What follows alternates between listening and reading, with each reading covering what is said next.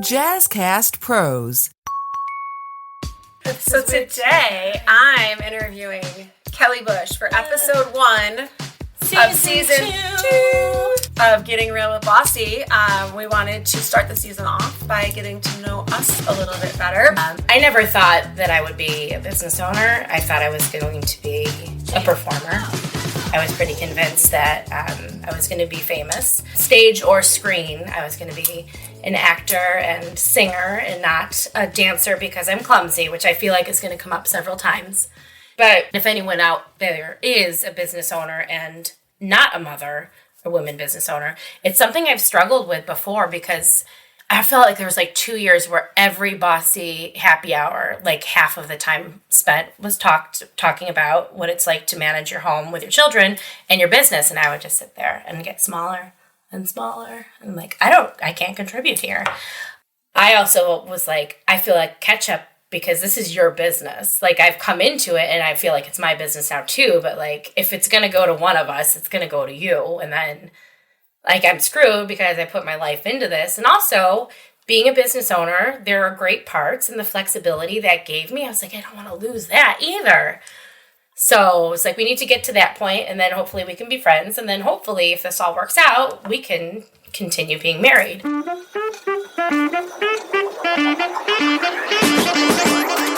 Hey ladies, do you own your own business or are you considering starting your own? Are you craving connection and are ready to feel seen? It's time to get real about what it takes to make it as a woman business owner. My name is Kelly Bush. And I'm Kelly Metris. And we're the hosts of Getting Real with Bossy, the podcast that unites and educates women business owners through real, raw, and honest conversations. I love that you wore your shirt. So hi, welcome. Hi. This is so weird. I know you too well to interview you. I know, I'm nervous.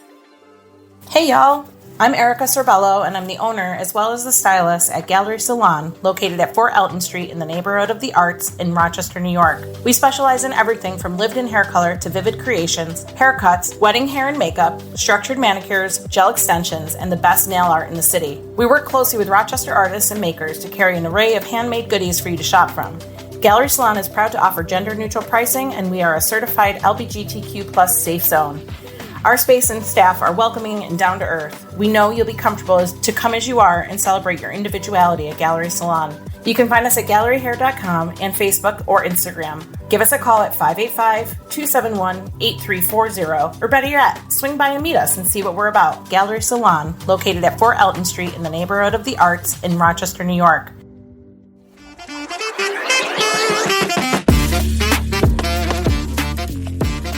So welcome to Getting Real with Bossy. Yeah. Kelly Bush. Kelly Metris. That's us.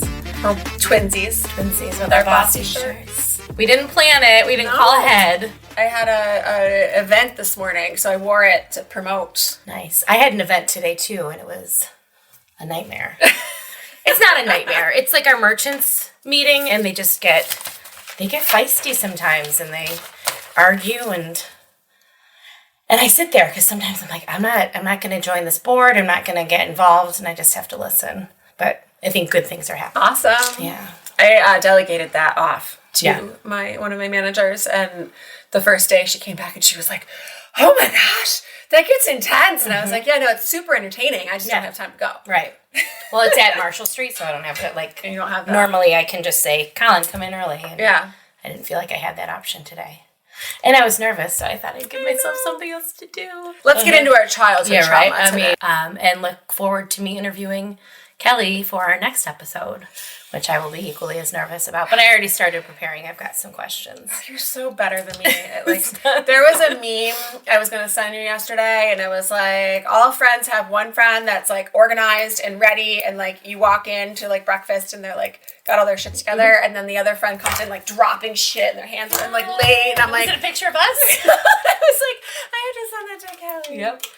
Because I literally like knew this was happening, was nervous about it, and then decided like 15 minutes before I left that I should prepare some things just in case, because I didn't want to have like lulls in the conversation, or like make sure that I remember to ask you about things that I know about that other people would want to know about. Yeah, and it's interesting. I think you'll probably encounter this too. Like, is this what people feel like when they're coming into us? Like, oh, I'm nervous, and I'm always like, why? Like, we're so easy. Yeah, I realized like last month or something that we're actually business partners. Yeah, but it happens so organically. Like we literally were doing this for so long as like a volunteer gig, and then we were like, oh, we need a bank account. Let's just sign, and we like just made a business, signed off. Yep. Did all the business partner paperwork without ever talking about it. So we should probably do that sometime. Yeah. I just list us as managing partners whenever I have to do paperwork. I'm like, wait, we are business partners, huh? Yeah. So anyways, Kelly Bush. Hi, everybody. Introduce yourself. My name is Kelly Bush. I co-own Marshall Street Bar and Grill and the Union Tavern with my husband. I have a consulting business that I rarely use now, but it still exists, called K&B Consulting. And I'm the co-founder of Bossy. I have a husband, his name's Don. I have a dog who you probably hear every once in a while in some of these podcasts because we usually do them from my basement. And a cat, and that is it. No children. That's something we should probably touch on because I think that's a big part of Bossy and some of my struggles in life. Well, and I think that it's a nice addition because so many women have children and we're a women business support group. So it only naturally means that a lot of women in the group have children. Exactly. And then fewer women don't have children. But it's a good perspective too because it's not just kids that stress you out. Right. I feel like we're equally stressed out and I have way more kids than you. If anyone out there is a business owner and not a mother, a woman business owner, it's something I've struggled with before because at least I felt like there was like 2 years where every Bossy happy hour, like half of the time spent was talking about what it's like to manage your home with your children and your business. And I would just sit there and get smaller and smaller. And I'm like, I can't contribute here. And growing up being, supposed to be in that role, although I wasn't really ever encouraged to be in that role, which is probably some reason why I'm not in that role. Back to childhood trauma. And then not wanting children. And I've worked with children since I was a child. I love kids, but it's nothing I ever really felt compelled to do. Then I met my husband who had the same feeling. But it's that, when are you going to have kids? Oh, you're going to regret it. You're never going to know what unconditional love is. And it's just so shitty. Like, there's just so many shitty things people say to women in general. But when it comes to having children. And then there were times when I know you were the one person that knocked it out of me. But I was like, we were at an informal get together and with 4 of us and 3 mothers, and it just all went there. And I was like, I have to go because I can't, and there was wine. So I was like, I'm not going to be able to control my emotions. And you and I met up at our secret spot at I Square. And I was like, I feel, there's so much guilt to not have made grandchildren from my parents and to have to answer those questions all through my married life until I became clearly too old. But then, I had felt like I had to apologize for my free time. Oh, you have to do all this stuff until 10 o'clock at night, and I'm sitting around doing nothing, which isn't true. Right. But it just was a really hard thing to kind of reconcile, and you were like, just because being a mom is my hardest job doesn't mean you have your own hardest job. And I was like, oh yeah. It's hard. And it's kind of like you fill your space. So you live to your means monetarily, you live to your means emotionally. And so you fill that space with different things. It doesn't mean they have to be kids. Right. It's just that I'm at the point now, I had a choice at one point. I no longer have a choice. That space is full of them. So you have other things that can only fill other spaces. But you fill your space in other ways. Mm-hmm. And seriously, if you had a kid, they would not be happy with Lincoln. They wouldn't, no. Or us. I'm incredibly nurturing, but it's just nothing I didn't, for whatever reason, it was not in cards for me. Yeah, I never wanted to birth. Yeah. I just grew up, I wanted to be an adoptive parent and a foster parent. I was, super white savior because I didn't know any better. I've learned a lot in my 45 years. Right. But I never wanted to birth. I was like, why would I have my own babies? All these babies need homes and love and family, and I have a great family, and we can just love whoever. And I was kind of on that page, too, and I don't know if you know this story. This may be one of the ones you don't know. So my husband did not want children either and made a very conscious decision to do that, and I applaud him for that, to have had a vasectomy, so he did not make decisions he did not want to follow through on. Mm-hmm.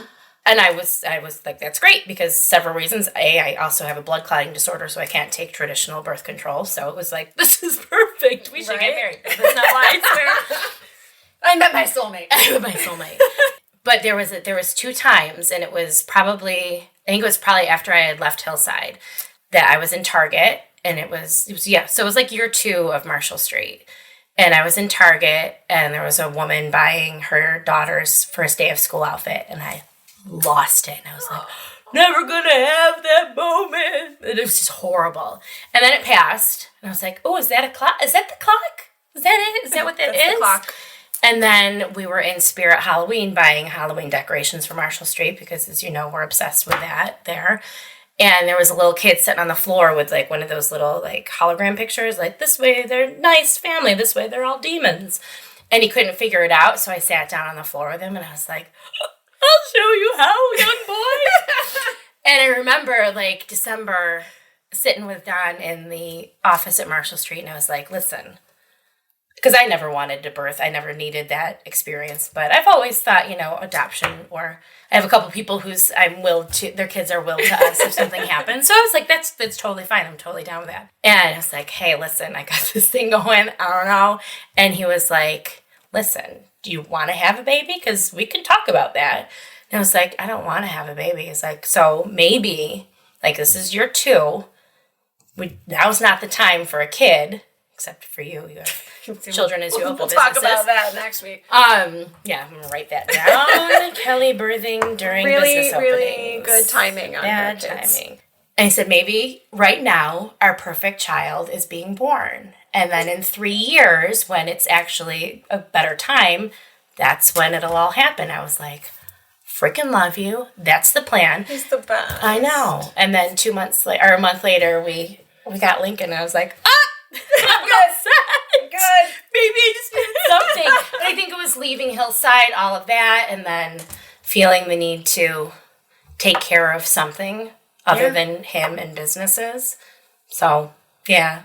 I know. I was like, oh, stupid chose hormones. right. I know. Oh, God, like, I would literally, like, steal a baby. And you can put me on record. I'm literally like, just let me have your baby. Mm-hmm. I mean, take it back later, but like, just give me your baby. The fact that I can't have any more babies is, for me, like, once I had them, I was like, just keep having them. Yep. Like, not that that's a great reason. Yeah. But I was like, but I want 18 of them. I know. I want you to have 18 of them. Little grandbabies. Yeah. So, yeah. So you mentioned Hillside, you mentioned leaving and going full-time. So tell us how your businesses started. I never thought that I would be a business owner. I thought I was going to be a performer. I was pretty convinced that I was going to be famous, stage or screen. I was going to be an actor and singer and not a dancer because I'm clumsy, which I feel like is going to come up several times. But I always thought I was going to be a performer. And one of the main reasons I knew that this was going to be the case, spoiler alert, it wasn't. I didn't get famous for that. I was 12, I think, when Dirty Dancing came out, I feel like.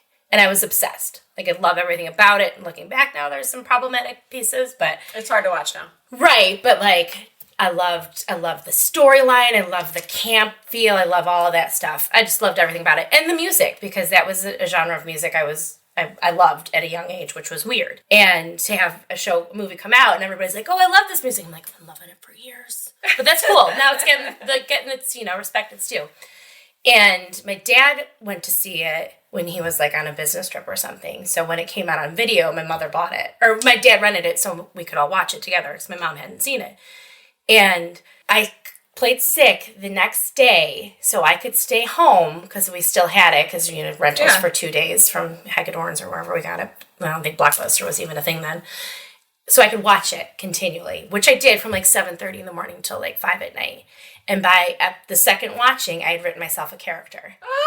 So, like, Johnny's got, Penny, the great dancer. His other best friend is Kelly, the great singer. So I could sing every song in the show, and then, like, I, plucked lines here and there and wrote some of my own. So, like, by the end of the day, like, I had a full script written. And I was like, I want to watch New Dirty Dancing with Kelly, his other best friend. I couldn't even imagine.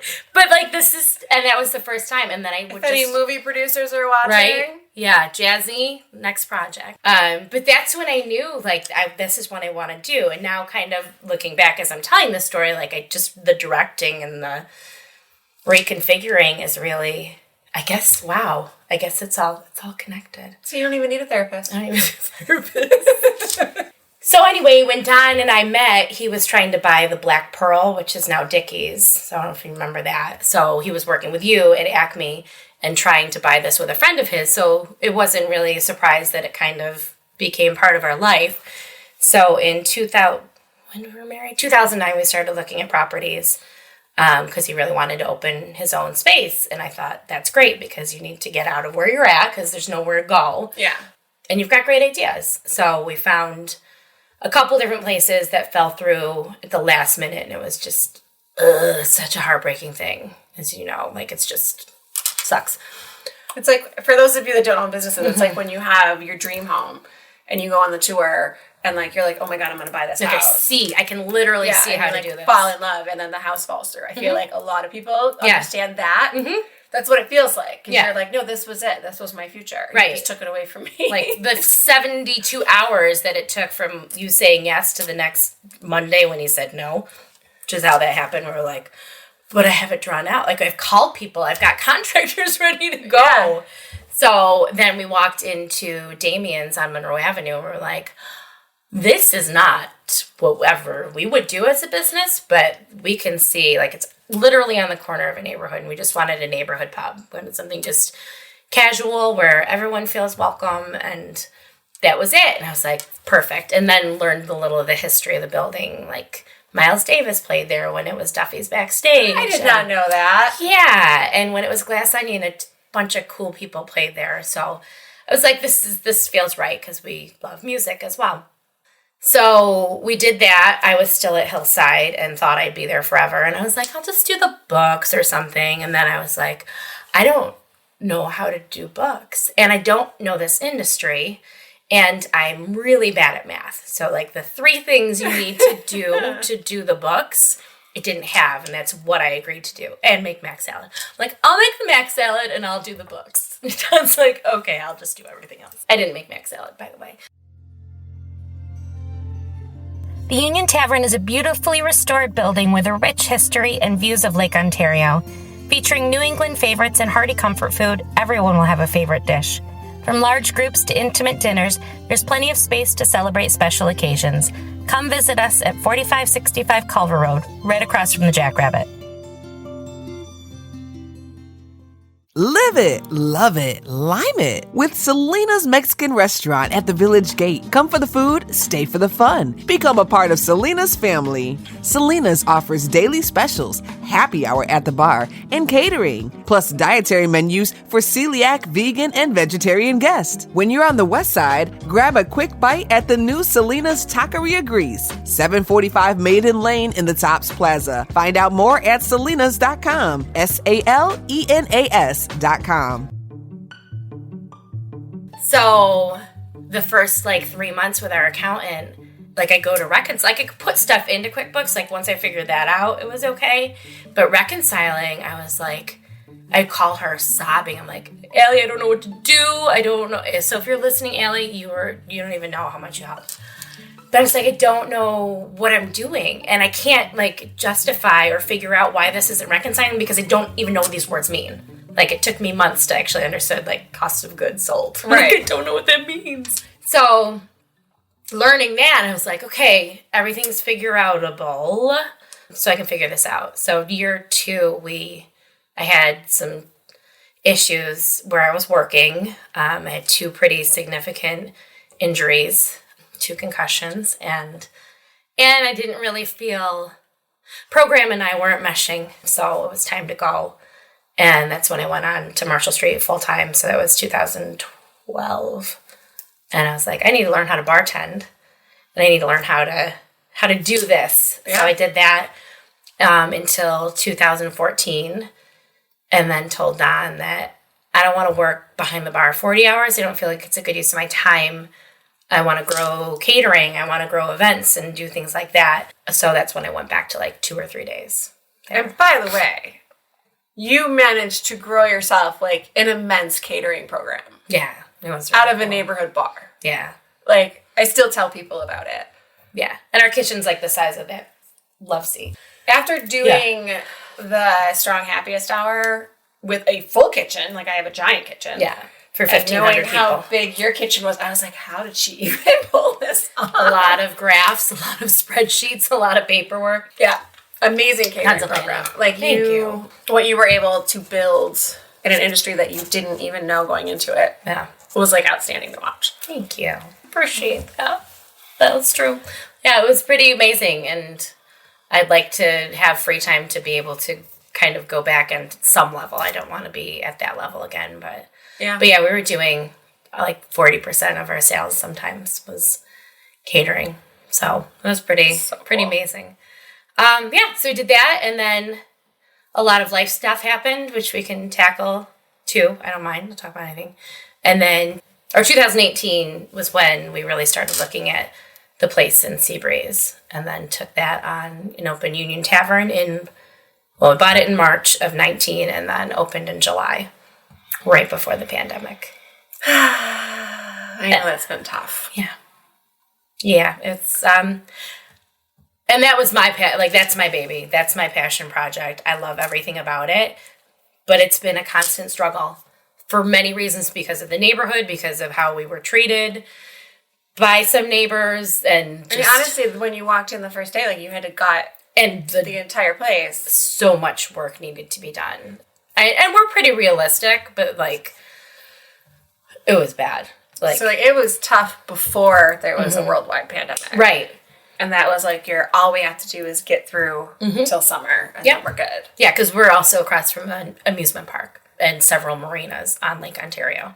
So it should have been a no-brainer, and it's just been a struggle every step. And now it's really awesome, but I feel like everything that's happened has kind of taken a little of the passion out of it, and now it's feeling like a job again.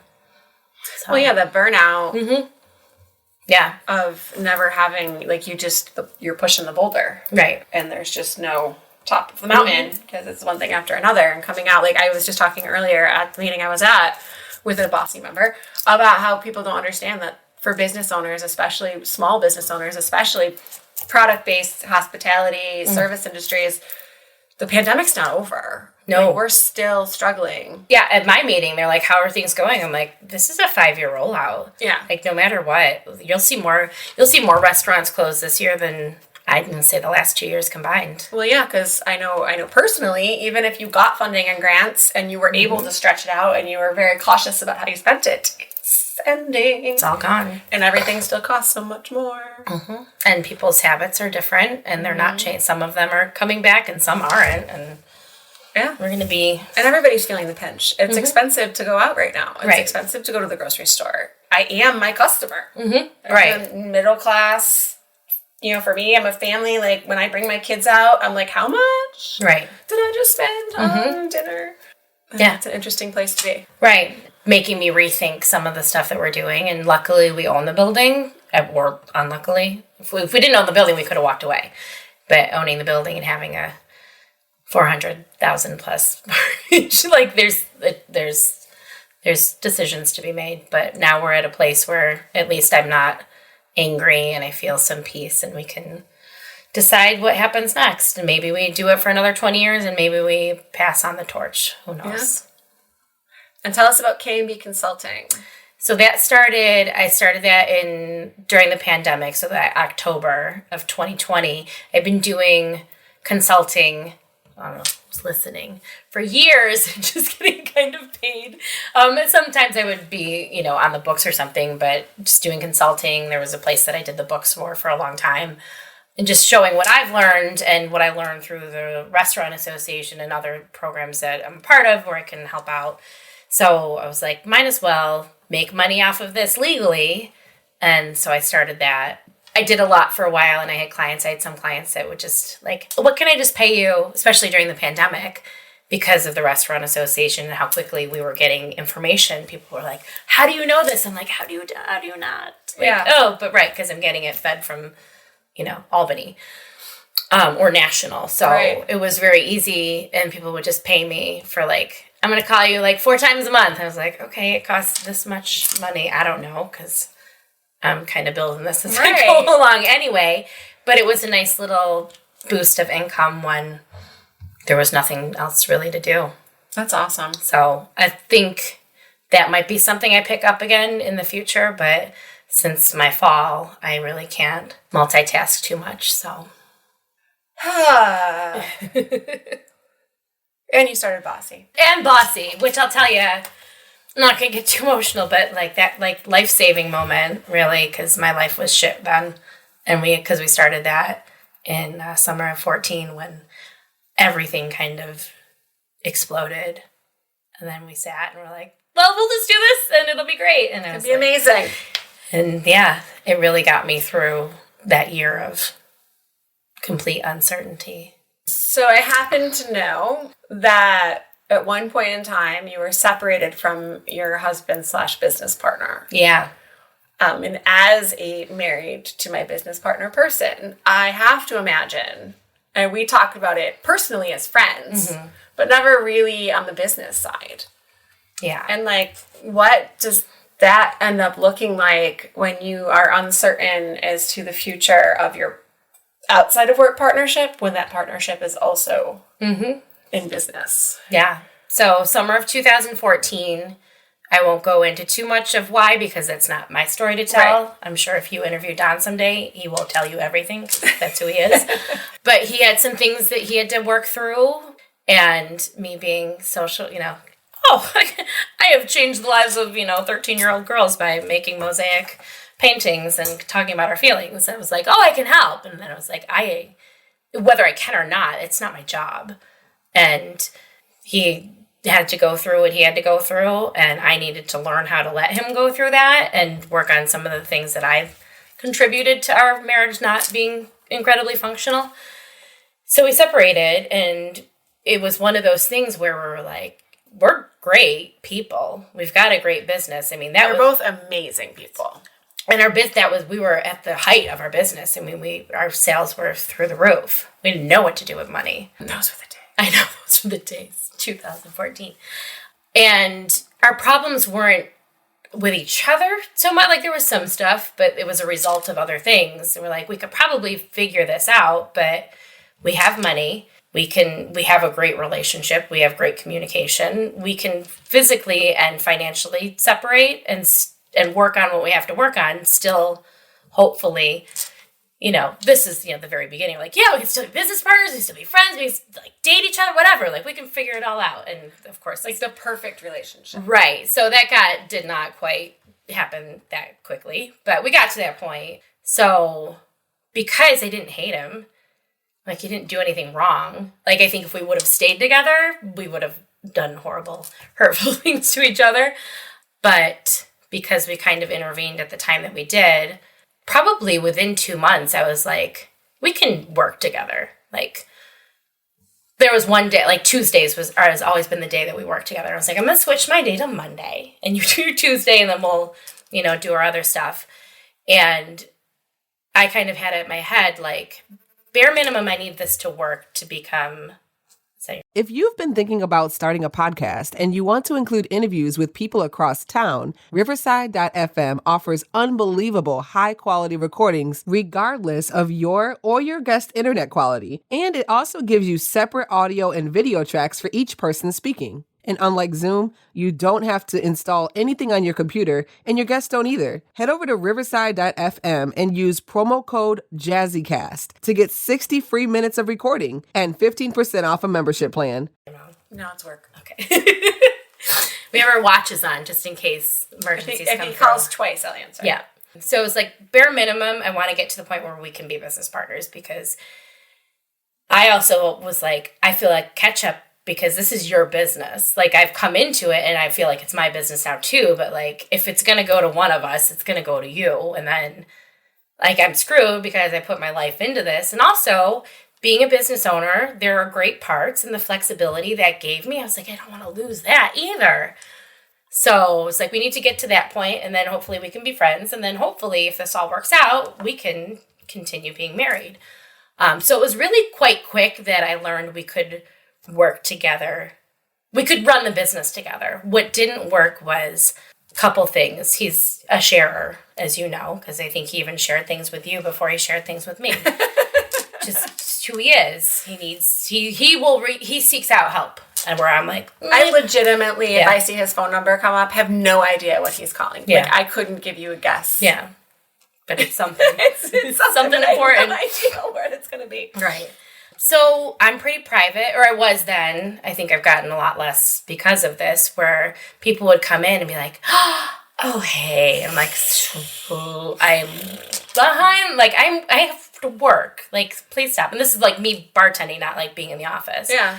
Or they'd see me out with somebody. They're like, like I'm not cheating. Other people just sucked, and it seemed like everybody knew immediately. And I was like, I don't want to go through this with everybody. Right. And the customers who think they know you, they're like, so I saw Don. I'm like, I don't fucking care. I'm like, why do you think this is appropriate? Right. And I already know, but like, I don't want. No, they definitely think that, and it's a good thing, but it can be a bad thing. Yeah, in Regulars, hospitality, I think that, like you are their family. Yeah, they really do. And the way you're successful is to treat your customers like family. But man, some needed to realize they weren't. You know, always have a home at Marshall Street unless it's 2014. Stay out of my home. So that sucked. And then we both worked together. Well, I would work football Sunday. He would come in and work the night shift. But when Walking Dead or Breaking Bad was on, or I think it was just Walking Dead at that point, we'd get like 120 people in to watch, so I'd have to stay. And that sucked. So like, even though we were good, like we were at that point, we can be business partners and we can be friends, and we're kind of still hanging out. So like, but like working together, and then, you know, Sunday was my night out, and sometimes Sunday was my night out with other people, and then to have to, it was very confusing. And people in my family would decide that Sunday was their sad day and call me. I'm like, I'm working. And then I'm working with my husband, who I'm estranged from. Right. And then I'm going out on a date, and like, this is already all really rough. I don't need to make you feel better. I'm not going to carry your stuff too. Right. And that was a whole other part. But well, your husband is very lovable. He is lovable. Everybody loves him. But yeah, it took about a year for us to work through our stuff, and then we were great, and then it really took about a year and a half after that to cohabitate again, which was like, but things are so good. I know, right? And we have opposite schedules, right? So he gets home at 2-3 in the morning. I was like, do we really even need to cohabit? Like, it was just so stressful to figure out that final step. I'm not going to lie, it sounded amazing. Right, I know. Well, there was a house right around the corner from where I lived in the South Wedge, and it was like these two little, like, one was 800, one was 900 square feet, and they shared a yard, and there was a barn in back, and I was like, that sounds perfect. Perfect. Right? Yeah. So a lot of talk, a lot of therapy, a lot of trust and communication, and then we bought this house. And now you have this beautiful bar that people can't even see. How amazing it is. It's a pretty amazing bar. So pretty. Yeah. So that was big. That was big, and that was stressful. It's a lot. We're very fortunate that things worked out the way they did, but we're also really fortunate we could separate the way we did. And that was because we had a business that we could be flexible. Yeah. We could create our own schedules, and financially it made it possible to pay a mortgage and a rent on a really expensive apartment that I decided I needed. It was beautiful. You did. You deserved that apartment. It was gorgeous. It did. Yeah, that was a big struggle. And it's tough, you know, and going into another business, even though we were well past all that, like, what if this happens again? Like, I can't do it's a whole other level of consideration before doing big things. Yeah. I mean, it's still there. Yeah. I still give Aaron shit for things he did when we were dating. Mm-hmm. And Don's still the same therapist he started with before we even separated. Like, we're still, but I think that's part of it is like we're still working through stuff and communicating and can communicate about it. It's so important. Yeah. It's such a touchy thing, too, when it's your spouse. Yeah. Hey, if you're enjoying this episode, check out the Healthy Illness Podcast with me, Kelly Marie, as we build healthy relationships while living with mental health conditions. I'm diagnosed and live with borderline personality disorder, major depression, and generalized anxiety. And despite those diagnoses, I've been able to live a full life. I have healthy relationships, a great career, and my mission is to help you do the same. So join me for Healthy Illness Podcast. New episodes every Monday on the Jazzcast Pros Network, found on the podcast player you're listening to right now. Be the light.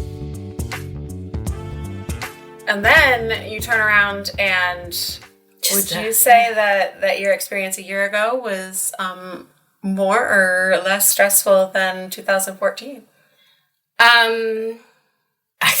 It might be even. Yeah? Yeah. I was kind of wondering. I was like, it's up there, but Yeah. like, I don't know which one you would put, like you personally, because I was like, wow, they're both. Yeah. Yeah, because separating and everything that happened, like that's stuff I can work through. The after effects of this, like, I don't have a whole lot of control over. So do you want to share? Yeah. So one of my staff members, her son was selling frozen cookie dough. And I only mention it because you know that shape. It's like that, like Tupperware, Rubbermaid, round.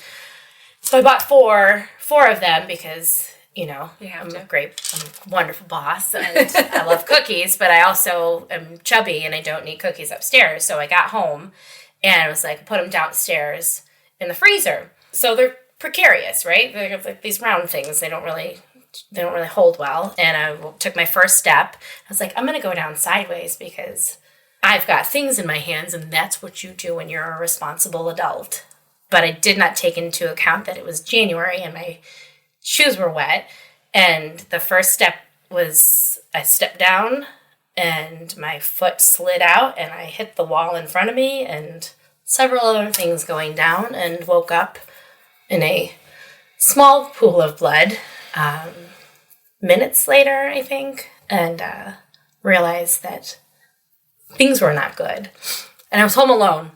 But Hillside training kicks right in. So for those of you who don't know, Hillside is a children's center where Kelly and I worked and got much closer. And one of the reasons we started Bossy, so go back to episode 1, you'll learn all about that. Kicked in and I was like, something's wrong. And I had like a cowl neck sweater. I'm like, I'm soaked. Like, this is not good. And if you can see, there's a wine fridge right there. Look over there. Yeah, and I turned and I looked at the wine fridge and I was like, I think something's not great because I don't think I look great. But my leg really hurt. And we had just cleaned because we had just finishing this bar. Like, we just made the basement like the sanctuary. So there was a roll of paper towel. So I was like, hold it to your head, wiggle your toes, don't lay down. Like, if you just keep saying that over and over again, it's going to be okay. As long as there's no bone when I pull up my pant leg. So I was like, if there's bone, because my phone is at the top. My purse was at the top. Because I smartly was like, I'm not going to carry anything other down. Why would you think that you're going to need your purse carrying cookies? I know, I'm like, I'm already carrying a lot. Let's put everything else down. So my phone was up there. Don was at therapy. And I was at the bottom of the stairs going, holy shit, if this is a compound fracture, I'm totally fucked because he won't be home. Because he's got his after therapy ritual. Goes to eat, takes his time, does his thing. So I'm like, I'm screwed. I'm going to be here for hours and I probably will lie back down and who knows. So I pulled up my pant leg and I was like, okay, that's just red. So this is doable. I can get up the stairs. But my wrist hurt and I was like, my injury was here. So I'm holding the paper towel. And I'm like, I couldn't figure out how to get up. So finally I got like my wrist where I was comfortable enough to get up and I crawled up the stairs, grabbed my purse and went to, so like, know that I need to unlock the door because who knows how long I'm going to be standing for. And I know that I have to call 911 and I have to unlock the door first because this way they can get in the house. But of course I passed the bathroom and I'm like, but I kind of got to look. And that was traumatic because you can't see, but I had an opening from here to here and I could see my skull and I was like, that's something. So put that back on my forehead, unlocked the door, sat down at the table, called 911, looked at my phone and it was 4:15. I was like, I knew that Don had been in therapy for like 43 minutes. And I was like, I'm going to wait 2 more minutes so he gets a full 45 minutes. Oh my God, seriously? And I called him. Yeah, I did. So I called him and I was like, and for some reason his phone was on. His phone's never on, obviously, because he's in therapy. And I was like, so everything's okay. Which is how we start out the conversation when something's really bad. Like, I'm okay, but This is actually very similar to the conversation he had with me when he called me to tell about. Yeah. Everything's okay. Yep, that's how we deliver bad news. Like, not dead yet. But I'm likely going to the hospital and explain that. So ambulance comes, they look at my head, they're like, yeah, this is January 27th.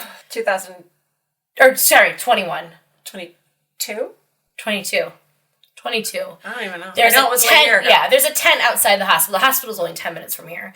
But COVID is running through everything. I just got through having COVID. Oh, Delta destroyed Rochester. Yeah. So they're like, you should maybe go to urgent care. And I'm, being somebody who tries to minimize stuff and not stand up for myself. And I'm like, I feel like this might not be an urgent care situation. He's like, well, we'll get in the ambulance. I saw my skull. Right. So I got in the ambulance and they're trying to rewrap my head, but I've got a ton of hair. So I'm like, this isn't tight enough. Like, just pull. Cause like, I have pictures where like the thing is up here and like, oh. So Don gets home as I'm in the ambulance and then like, they're taking me to urgent care. He's like, get out, get in the car. I was like, I'm going to get out and get in the car.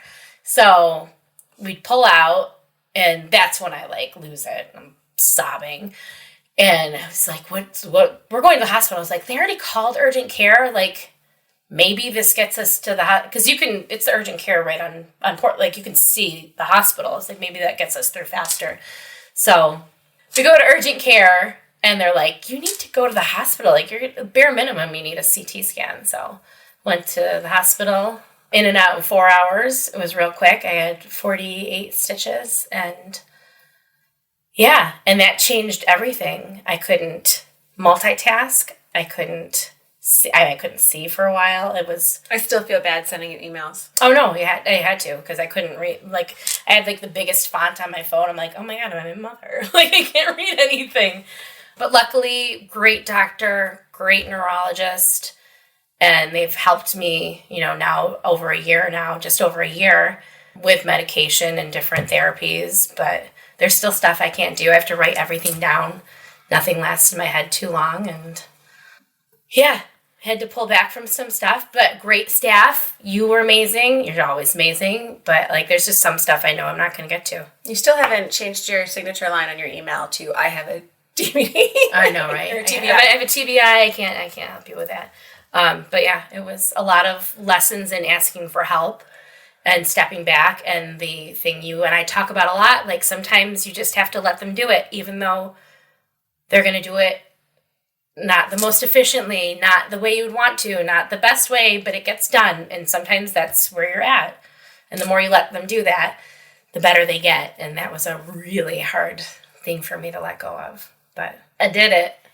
Ugh, I hate that story. I don't like my perspective of it as your friend. No.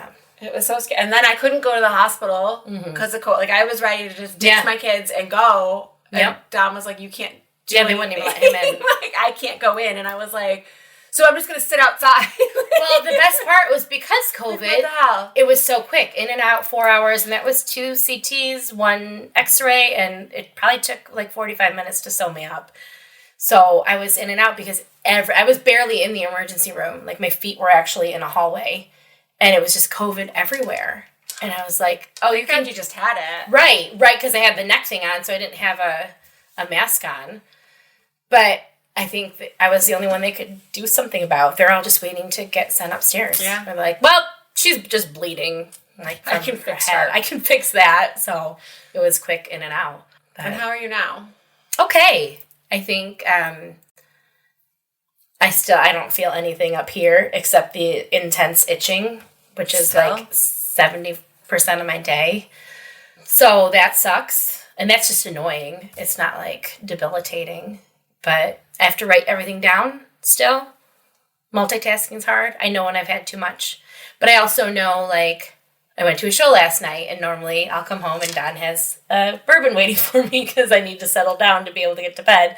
And I was like, can't have a bourbon tonight because I've got stuff to do. So I know how to kind of play out my end of day for a better following day. Okay. So. And your scar healed so fast. I know. And so amazing. Like, it made me angry because I feel like people forgot. Oh, yeah, it made me angry, too. That you were injured, Yeah. and, like, we're in a lot of different things together, and I would be like, stop asking her to do things. Right. Just because her scar's gone. Mm-hmm. You're Yeah. like superwoman skin. Yeah. I don't know how. And that's that's just natural healing. Yeah, and cocoa butter. Yeah. Yeah. But yeah, people were like, oh yeah, you're fine. I'm like, okay. And like Don would be like, no, she's not. I was like, they don't know. Like, we got to find a better narrative. Yeah, you can't just yell at people. Exactly. So I was like, yep, on the outside, inside still got work to do. So that was kind of how we talked. But and just so you know, like, I don't know how you walk down these stairs every day. I slowly, and that was the worst part. Like, I was terrified to come down the stairs, but this was the darkest area, and there was a fireplace, and I was like, this is really where I need to be, because upstairs is so bright. I'm like, oh, like, I just have to do it. So for like a good 6 months, I'm like, I'm not falling. And Just then, so you know. right, and then I'd be like, Don, I made it. It's like, okay. Or like I drop something, I'm like, it's not me. It's my coffee. I'm gonna need you to clean that up. It's not me. Yeah. So I didn't even have on my notes to talk about your relationship with Don as a business owner and going through that, or your TBI, because I wasn't sure if you were comfortable with that. But one of the things I did want to talk about, because I think you are verbal about it, is you have an extraordinarily high imposter syndrome. Oh, yeah, I do. And we talked about it a little bit in the beginning when you jumped into not being a mom, right? And I think that is like a part of it, right? Like, well, I'm a woman business owner, but I don't have these other things that other women have. Right. Right. Or I am a business owner, but it's with my husband. And that's okay. You know, Yeah. I have a TBI, but that's fine. It's okay. Don't worry about me. Have the experiences that you have gone through in the past decade changed that at all? Has it lessened or become easier or altered inside of your own head at all? I think this year it has. I know we kind of talked about it at a Bossy meeting this summer, and it was more like I needed to bring something up. But it's much better. You know, I was raised by a very, very important man. My parents are amazing, and my dad did wonderful things with his business, or the company that he worked for. And I think me and my sister for sure were like, well, there was no way to live up to that, like what he does. So whether it was him putting that on us or how we took it, you know, it was just I never really felt like I was going to amount to a whole lot. And there was not a lot of encouragement by people close to me. And a lot of, oh, you're doing that. Oh, that's great. That's probably as far as that'll go. I'm like, but I think I can do more. So that was a struggle, not feeling validated when I would have a success and not feeling comfortable talking about it. Like, I have a horrible time talking about myself because a lot of people close to me have no problem with that. And I grew up going, bragging is not okay. And so and I have a husband who'll be like, this is all the things I did yesterday. And I'm like, I can't even talk about like what I did at Hillside still. So like, it's always been really difficult for me. So I always have this feeling like, what am I even doing? Like, who do I even think I am? Like, being able to host a podcast. Like, what do you know? What do you know consulting other businesses?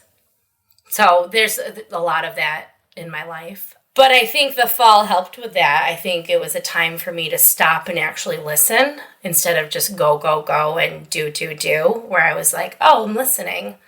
Oh, I don't know, taking a step back made me see where I've come. And I think, like, I didn't have, like, a light flashing before my eyes, but a good month after, once I finally realized, like, very possibly could not have woken up. You know, Don would have been gone for another hour. It wasn't a very fast bleed, but it was a head wound. So, you know, it could have gone differently. So I think that first couple months was a lot of reflection on where things are at and prioritizing. I think that happens too. People like me and you And a lot of business owners, like, we just have ideas. I was in a meeting today, and this one was like, I kind of want to open a little coffee shop in my plant shop. I'm like, yeah, call me. I got so many ideas. I was like, oh my God, what are you doing? But not being able to just keep going makes you kind of slow down and go, oh, I'm not being lazy. I'm healing and I'm recovering, and I'm having time to actually enjoy what I'm doing. And I've set Amy up to be super successful at the union. I don't need to be there all the time. She's been doing it all along with me. Oh, these people at Marshall Street, they can handle things without me. I don't need to micromanage everything. And part of that's because of what I've put in place. So it's gotten a lot better. So the fall has helped that. How do you deal with people that are like, oh, I was looking for you at Marshall Street or at Union and you weren't there? After I punch them in the face? God, I love that. Oh, those are the must be nicers. Yeah, you were never there. I'm like, I'm always there. Like, whether I'm physically there or on my phone there or on my email there, like, it's always, business ownership doesn't end when you go home. I get more work done when I'm not there. Like, when I'm there, I'm just doing. When I'm home or somewhere else, I'm working on. It's the on and in. When I'm in my business, I'm usually covering for somebody or on the floor for some reason. You can't work on it when right. you're in it. I wish people could just realize, like, yeah, you may not see me. Because I'm really at Marshall Street on Tuesday. But I'm answering emails. I'm setting up events. I'm doing work all the time on that. People are just like, oh, you're never there. Yeah. Or I love when I have to go behind the bar for something and be like, when did you start? And I was like, fuck you. Fuck you. The day we signed the lease, eat shit. But thanks. So I don't know that I'll ever get comfortable with that. Or the people that, the must be nicers that are like, oh, got a massage during the day. I'm like, yeah, because I don't have any other time. I have to do it when nobody else is scheduling. Must be nice. Must be nice. Must be nice to have a TBI. Yeah, I know. Must be nice to work 90 hours a week and get paid for 20. Get paid 5 cents an hour. Yeah, right? Yeah, you taught me a lot about prioritizing during your TBI. Mm-hmm. It, reminded me as, an outsider. Yeah. You don't have to say yes to all these things. Mm-mm. And then I was like, I'm being a bad friend if I keep saying yes to all these things, because then she's going to see me saying yes to all these things and she's going to be like, I should be doing more. And I'm like, no, you shouldn't. We're going to do less together. Right? I know. But then we did more by starting a podcast. But this is something that I can talk. I can talk about that stuff. I can't talk about, hey, I need to stop and write this down because I want to remember it because I have a TBI and I might not. I can't always do that at work. And sometimes it's nobody's business. Right. So I feel like these things that we're doing with Bossy, this is more organic, and we're building this as it goes, where restaurants have to be a certain way. There's certain things you have to do. This is unique. This is the only one of this, so we can do it how it meets both of our needs. Yeah. I love it. I love it too. I love us. I do love us. We love each other. I hate that we talked about all the negative things because you have done so many great things. And you've done so many great things for other organizations and being a part of the neighborhood group that you're a part of and what you've accomplished at the Union Tavern through so much adversity. What are some of your favorite successes or your favorite moments where you were like, I did a really damn good job? I love the diversity in Marshall Street, whether it's staff or our clientele. I love, there's moments where I remember before Don's grandmother passed, old, frail woman, not frail in her mind, but, at that point, her body in a wheelchair and, some kid next to her with face tattoos. And I'm like, this is all, this to us, this is exactly. So being able to accomplish that and lose it a little bit and now back to it because things were crazy for a while. Super proud of that. With the union, we fought so hard everybody loved the previous owners, 48 years, same business model. So us coming in was tough, and having people defend us is amazing. Having to the point now where our regulars hang out with each other, or new people come in and you can kind of tell when somebody's new. They're like, oh my God, you know what you need to get? I'm like, that's as a restaurant, that's all you want. Right. As people, you want your zombies, and I have zombies now. And being able to see that and starting that from the beginning. So super proud of that. We'll talk about zombies in a different episode, but that's a compliment. Yeah. Yes. All right. For those of you that don't know what a zombie is. Being recommended to other people to help. I'm super proud of that. You started a meat sauce competition in Rochester that is going on its 6th year this year, minus the 1 year. Yeah. To raise money for scholarships for hospitality youth. Yeah, me and Mike Clark. Yeah. Yeah, I love that. I'm loving that there's so many people supporting it now where I'm just like, I'm just going to read the email. I don't have to do anything. So that's nice. That's another outcome of pandemic, but the fall mostly. Like I can step back and still feel important. And another part of like the imposter syndrome, once you're known for something, to then be like, I was president and now I'm not. And I should step back and let other people. And I'm like, but you won't think I'm important anymore. So that's a challenge I'm tackling this year, is stepping back from stuff and still knowing like people will remember your input and your impact and still ask you for help sometimes. And it's okay if they don't, because that means you set it up in a way that is successful without needing help. Yeah. Which is like my ultimate goal in everything I do is like, how do I do this in a way that if I end up hospitalized, right, like it's going to keep going on. Mm-hmm. Yeah, we were out we were on a vacation for 2 weeks. First one we had in 5 years almost. And then I got COVID. So I was out of work for like 3.5 weeks and like everything just did. But everything was fine. Because you set it up to be successful. Mm-hmm. But, it's letting your babies go. Mm-hmm. It's tough, but necessary. Oh, you've accomplished so much. Thank you. I got more. I'm just going to take it slow. Yeah? Yeah. What are you hoping for? I don't know. I mean, I love what we're planning for the future of Bossy. I love that we'll continue letting people manage our businesses so I can put more time into that. And who knows what will grow out of that. Like, we'll be like world leader consultants and running for co-president someday. I don't know. I feel like there's so much we can accomplish. I was standing with a group of bossies that were randomly at the same place I was this morning, and there was some complaints about how the meeting was going and how funding was getting discussed and all of these things. And we realized that if they wanted it to be efficient, they just needed to get us to come in and be like, this is how you need to do it. And we're all from very different businesses. Mm-hmm. It was an author and a coffee roaster and a restaurant owner. So it was like, no, we could just get this out in a much more cohesive way. Right. Like, you could just get us in here. Well, and I think that's what's so different about us and with Bossy. And when we started, we're taking money now. We are charging for membership because for 1,000 reasons.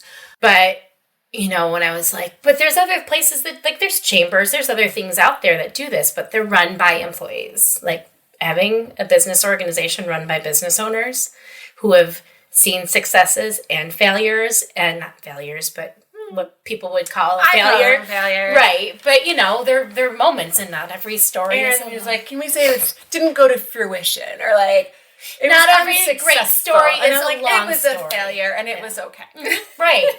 But I think that's what gives us merit and makes us the experts that we are and feel confident being experts. But like these groups, sometimes I'm like, what, you don't even know what you're talking about. Oh, during COVID, how many emails I got that were like, I'm going to help you through this pandemic. And I was like, you have no knowledge that I don't know, because we are all in a pandemic, and like the audacity to say that I should pay you to help me navigate a pandemic that so far most of America was wrong about really quick on. Right.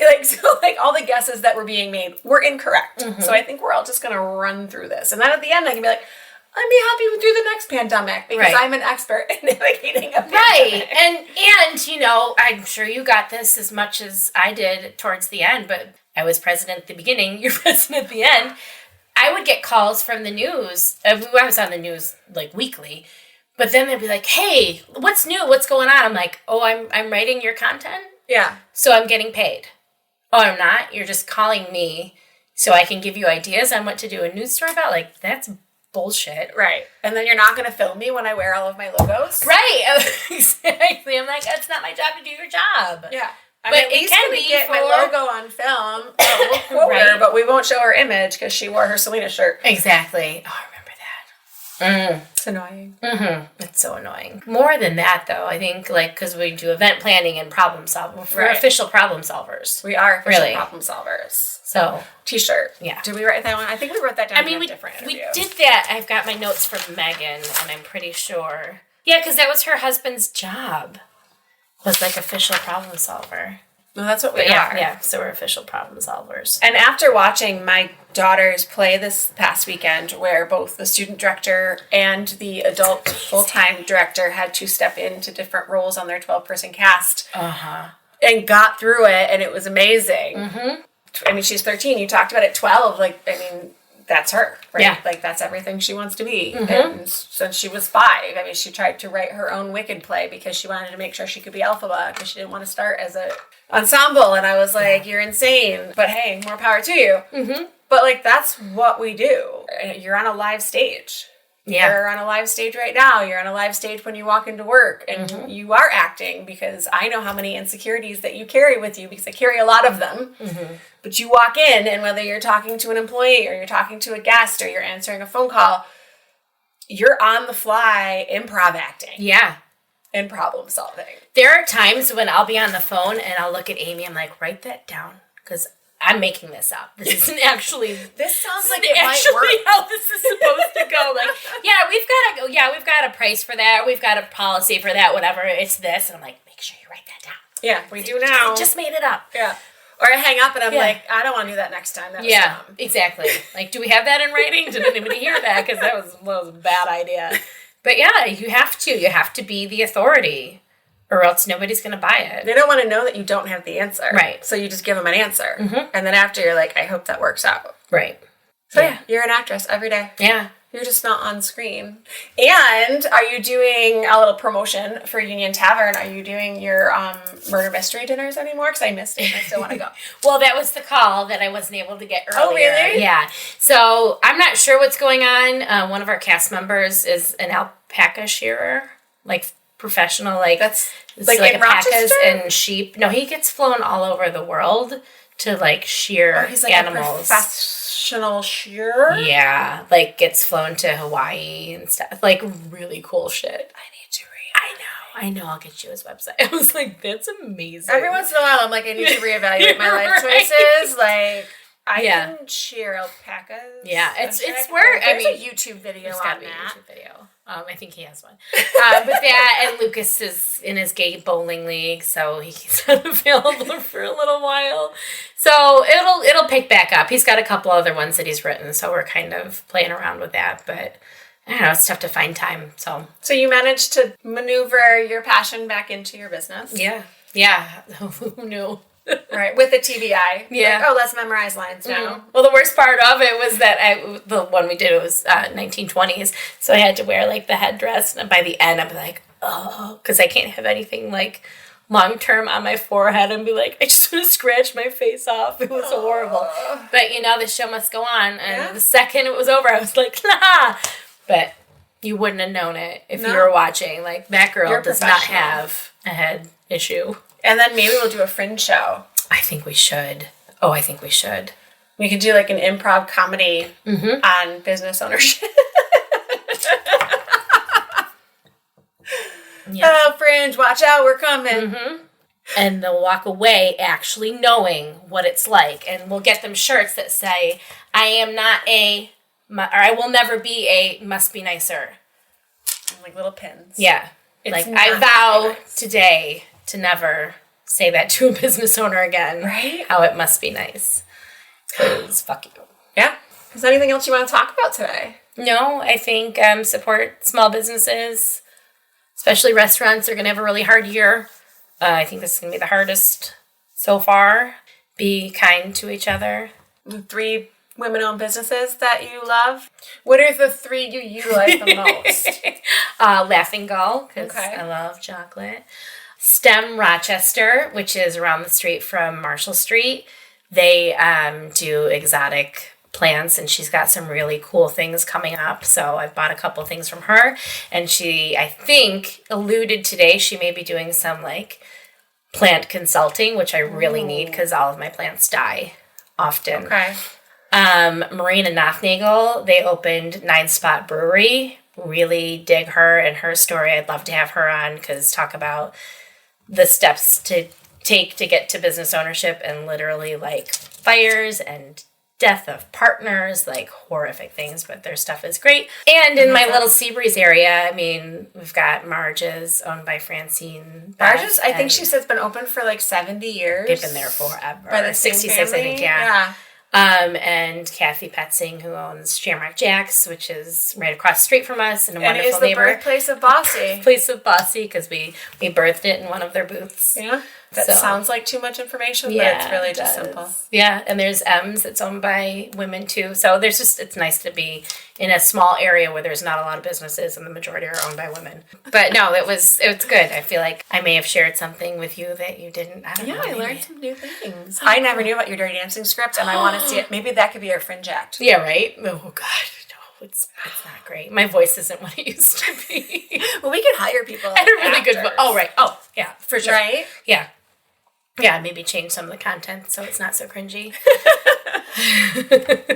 I know every time my daughter wants to watch like a movie from the 80s or 90s, I'm like, I know. Like she wanted to watch Heathers because the musical was coming out and her friends were doing it because it was like a grade older than her. Mm-hmm. And I was like, you're 12. And I was like obsessed with Heathers. Yeah, me too. And, you know, and that was before like Columbine and school shootings became like a regular thing. So like it is totally cringy to watch. Yeah. And I was like, and she goes, well, they're releasing the musical version online so you can watch that. And I was like, well, how bad can it be if it's a musical? Right. And there's a kids version. Yeah. So we watched like the Broadway version of it online, and it was difficult to get through just because the content wasn't as dramatically dark as it is in the movie. But GD sings. Oh, yeah, because I love that song 17. Yeah. I sing it all the time. Yeah. And it's weird watching it and being like, I was like obsessed with Christian Slater and JD, right? So it's like weird. I was like, this is weird, and I don't know that I could watch it a second time. It's tough. I remember I was watching something on Netflix or Hulu, and you know, like when it ends, it'll bring up a new show or something, and all of a sudden Blossom was on, which I loved that show. Yeah. I used to watch that show all the time, and I'm like watching, I'm like, oh God, the racism and homophobia and transphobe, it's like, oh my God, It's this the is 90s. horrific. Horrific. And then my kids just don't get it. They're like, why would you say that? Why would you think that's funny? And I'm like, oh, thank God. I know. So we could just skip that entire genre of movies. Yep, So exactly. yeah, we should redo Dirty Dancing. Yeah, for sure. Oh, I love it. Yeah. And add in his other best friend. I know, his other best friend. That's me, Kelly. See you, Kelly. Yeah, I love it. Oh God, I'll have to look. I kept a diary back then, and I have. Do you all still of have them, it? So I'll have to look and see if I documented my journey into Castleman's. I don't remember. Kellerman's. It's been a really long time since I watched that movie. Mm-hmm. Awesome. So our interview today was amazing. Yeah, Learned lots of our things. next interview is going to be amazing. Oh, God. When I interview Kelly Metris and learn one or two things about her I didn't know. I don't know if that's possible, but we'll try. It is funny too, because like I feel like you and Erin have a lot in common, and me and Donna Really do. I know. It's perfect. Like This such is an why we're amazing perfect partnership. partners. I know, and I'm trying to partner them up. I know. But we can't force it. But they'd be perfect partners too. They will. And I think it's there. I think it'll just happen organically. I know, right? We happened organically. I mean, I would have never guessed it. Right. 20 years ago, serving me drinks at Acme. Right? Right. Thank you Thanks for coming. so much for listening to my story. Kelly's amazing. She's created and succeeded and overcome so much. I love that you're here for it because there's nobody. You're the first person I turn to. Thank you.